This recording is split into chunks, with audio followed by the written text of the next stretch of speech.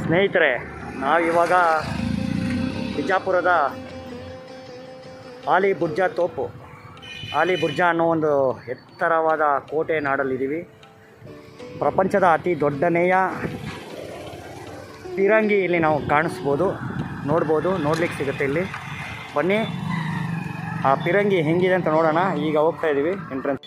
ಈ ಥರ ನಾವು ಬುರ್ಜಾ ತೋಪು ಅಂತ ಅತಿ ಎತ್ತರವಾದ ಕೋಟೆಯಲ್ಲಿದ್ದೀವಿ. ಅತಿ ಎತ್ತರವಾದ ಪಿರಂಗಿ ನಾವು ಇಲ್ಲಿ ದೊಡ್ಡವಾದ ಪಿರಂಗಿ ಕಾಣಿಸ್ಬೋದು. ವಿಶ್ವದಲ್ಲೇ ಅತಿ ಎತ್ತರವಾದ ಪಿರಂಗಿ ಅಂತ ಹೆಸರುವಾಸಿಯಾಗಿದೆ. ಅದು ಎರಡನೇ ನಾವು ತೋರಿಸಿದಾಗ ಅದು ಎರಡನೇದು, ಇದು ಮೊದಲನೇ ಭಾಗ ತೋರಿಸ್ತಾ ಇದ್ದೀವಿ. ಬನ್ನಿ.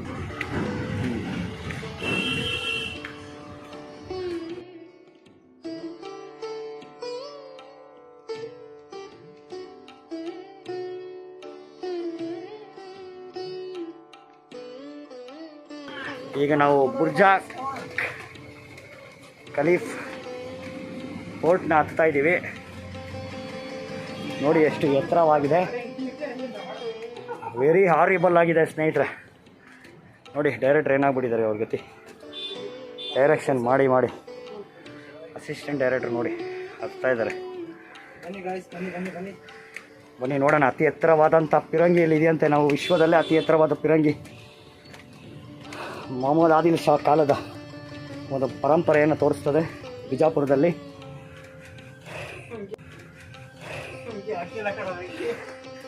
ನೋಡಿ ಸುಸ್ತಾಗ್ಬಿಟ್ರಿ ನಾವು.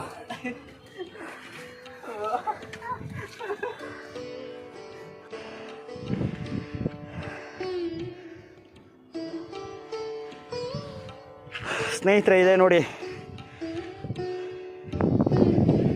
ಪ್ರಪಂಚದ ಅತಿ ಉತ್ತನೆಯ ಪಿರಂಗಿ. ಆದಿಲ್ ಶಾ ಕಾಲದ ಬಿಜಾಪುರದಲ್ಲಿ ನಾವು ನೋಡ್ಬೋದು. ಇನ್ನೊಂದು ಆ ಕಡೆ ಕೂಡ ಇದೆ, ತೋರಿಸ್ತೀನಿ.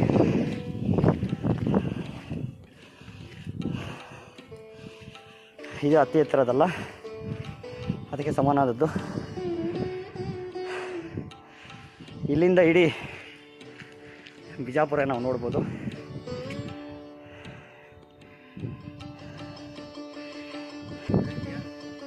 ನೋಡಿ ಅತಿ ಉತ್ತನೆಯ ಪಿರಂಗಿ.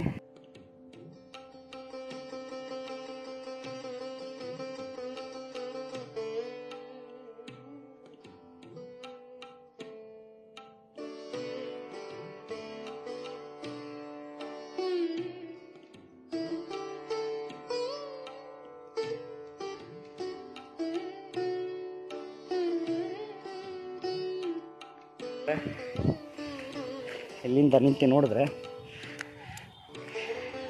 ಅಲ್ಲಿ ನೋಡಿ ಸ್ನೇಹಿತರೆ, ಗೋಲ್ ಗುಂಬಸ್ ಕಾಣ್ತಾ ಇದೆ.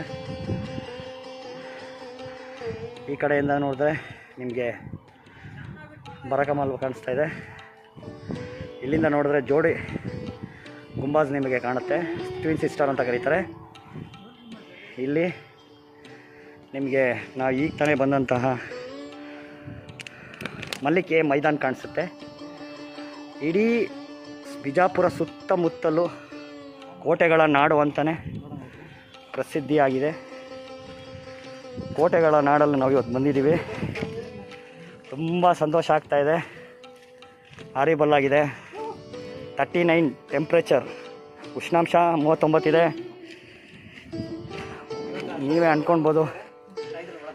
ಶಾಹಿದವ್ರನ್ನ ಇವಾಗ ಒಳಗಡೆ ಕಳಿಸ್ತಾ ಇದ್ದೀವಿ. ಆರಿಸಿದ್ರೆ ಇಡೀ ಬಿಜಾಪುರ ಆಚೆ ಹೋಗಿ ಬೀಳ್ತಾರೆ.